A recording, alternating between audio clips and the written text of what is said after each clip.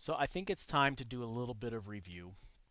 I've been noticing that there has been still some lingering confusion surrounding how some of the elements of the code that we're writing works.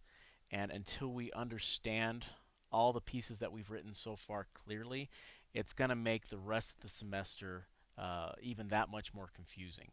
So let's go ahead and go back to week one a little bit and talk about something called the defining table. And I think if we, using the defining table, we can try to root out some of this confusion and get it out of the way so that we can move on the rest of the semester and continue to learn the programming concepts that we are moving into.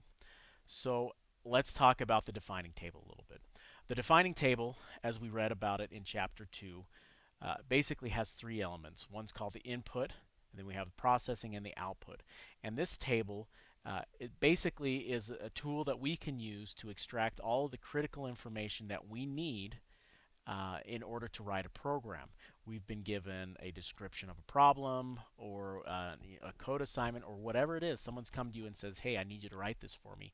We have to be able to clearly define what it is that we're going to collect from our end users in this program, what it is we're going to do with that information once we've collected it, and then lastly, once we've done what we're going to do to that information, we need to output the answer or the results of that processing to the end users.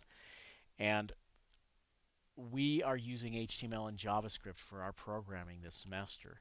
And each of these pieces of code, each of these languages, have a very specific function in our programs. And I think the interaction between the two sometime has been a little bit confusing. And so I think it's important to keep in our minds these three parts of the program, and I think they might help us define the different roles that HTML and JavaScript are playing. To put it kind of simply, the input and the output of our code is going to happen mostly inside of inside of HTML.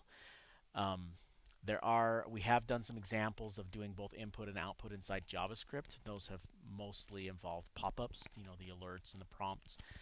But we want to try to avoid those moving forward simply because it's bad practice to use those extensively in our programs because all those pop-up boxes can kind of get really annoying.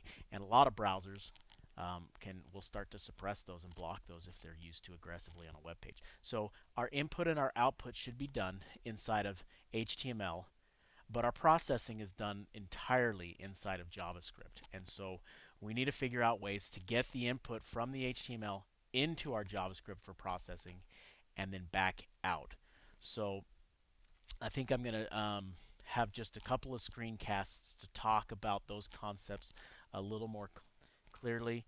And in order to talk about them, we are going to come into my template that we've seen in other screencasts and just kind of talk again a little bit more broadly about this template and where stuff goes and the different elements there. So let's go ahead and move into the first part of the defining table, or input.